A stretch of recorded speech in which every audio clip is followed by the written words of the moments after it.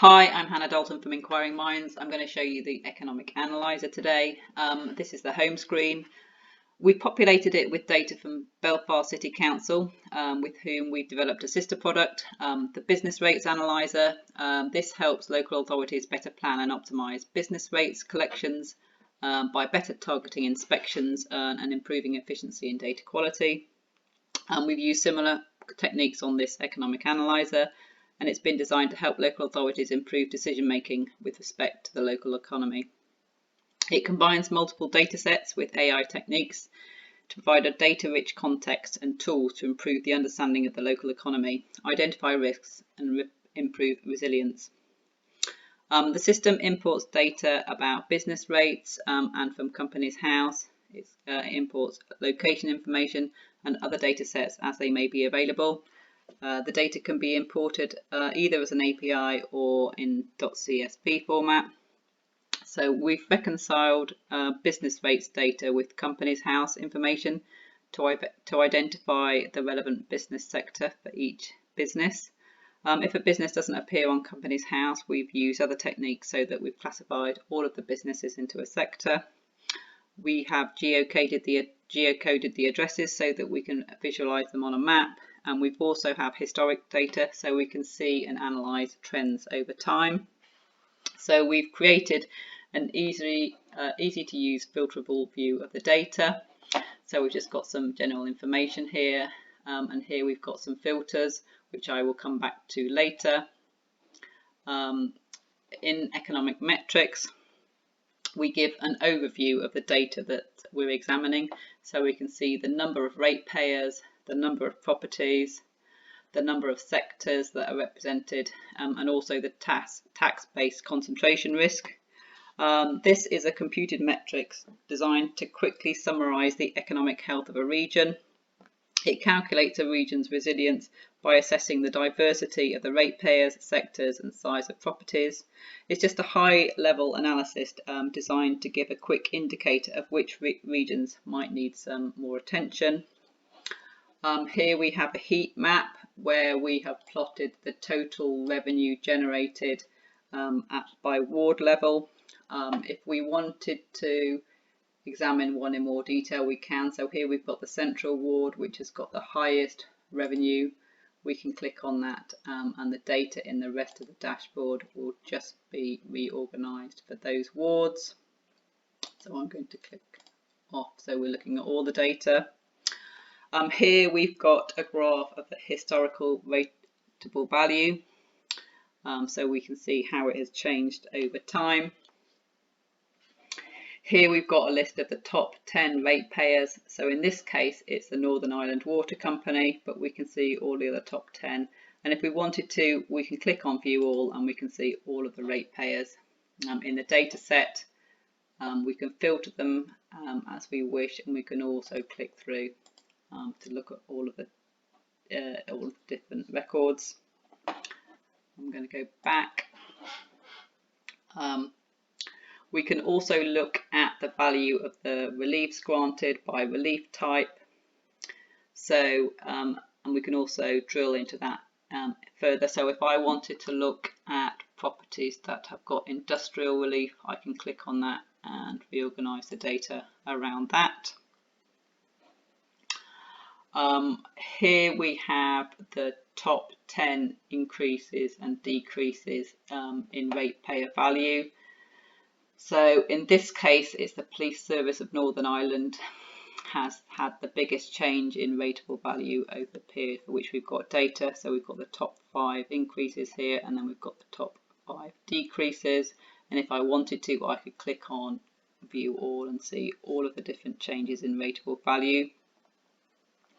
We can see which sectors have the highest rateable value. So in this case, it's the public bodies, followed by trade, repair of motor vehicles, and if we wanted to, I could click on View All and examine that in further detail.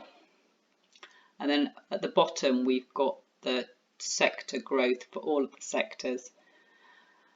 So we can see in this case, real estate activities have had the highest growth in rateable value over the period for which we've got data, and manufacturing has had the highest reduction in rateable value over the period.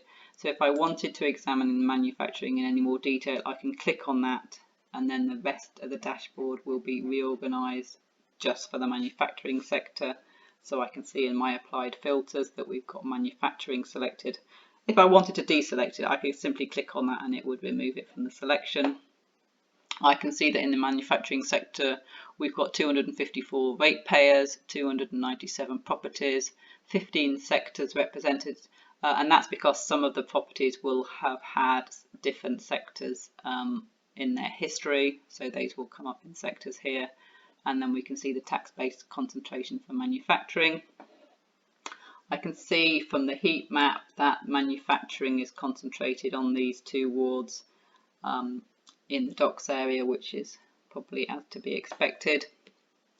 I can see the downward trend in rateable value for the manufacturing sector, having the highest reduction in rateable value of all of the sectors, and I can see the top 10 ratepayers in this sector. So the top one is Short Brothers. I can see the value of reliefs granted in this sector, and if I wanted to drill down more into the industrial relief, I can see that SNI has had a lot of relief in this sector. So I'm going to click off the industrial relief, and then I'm going to take you to the GIS view. So in the GIS view, we've got geographical representation of all the properties. Because we previously had manufacturing selected, this has come through into this view, and I've got a map of all of those properties in the manufacturing sector. If I wanted to, I could drill down into them. So I'm going to find Short Brothers, which I happen to know is here, and if I hover over that, it'll give me the information about that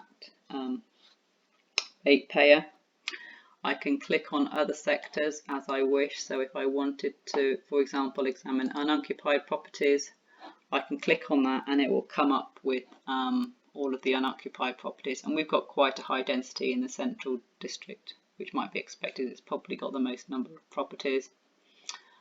And at this point, I'll show you the bookmark. So if I wanted to save the state of the application to either come back to work on later or to share with a colleague, I can click on bookmarks, I can give it a name, and then it will come up in my bookmarks. So they have manufacturing unoccupied, so that I can copy a link and send it to a colleague, or just click on it and work on it myself. And then finally, I'm going to show you the scenario planning. So this does take a little while to load because there's quite a lot of data it's looking at. So in scenario planning, we can examine the probabilities of properties transitioning between different uses or becoming vacant. So we've analysed all of the historic data and calculated the likelihood of specific transitionings happening. So on the main screen, we've got a summary of 2 useful transition likelihoods. So if you have a property that's occupied, the likelihood that it's become unoccupied is 0.08%. And conversely, if you have an unoccupied property, the average likelihood of it becoming occupied is 0.45%. I can look at a specific sector, so I'm going to examine the retail sector. So if I click on that sector, I've got some information at the bottom here, some of the analysis. So this looks at the likelihood of a property transitioning from the retail sector to another sector. At the moment it's showing me all of the retail properties, and it's telling me that there's 1,208 of them. If I want to just examine transition properties, I can click on that. Now this is a predictive tool, so at the moment I'm looking at now, so it's telling me that no properties are likely to have transitioned currently from the existing situation, which is what you would expect. Now if I wanted to examine the situation in a year's time, I can click on that and it will tell me those properties that it thinks might transition to another state, and it calculates that there will be 100 of those based on averages over the history.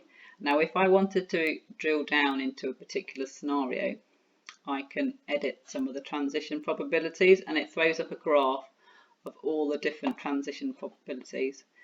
So this diagonal here is the likelihood of a property remaining in the same state. So as you would expect, most of these approach 100%. So for example, a property that's in use by a business with real estate activities is likely to continue in that state. But off the diagonal, the likelihood could become much lower. So we can see an elevated one here, which is the likelihood of a property transitioning from retail to accommodation and food, which might be quite an understandable transition. Now, if I had some information about the likelihood of future transitions, I can tweak this table. For example, if I had information that might suggest that there's going to be an increase in retail properties becoming unoccupied, I can tweak this likelihood here. So I'm going to tweak that to 10%. Oops.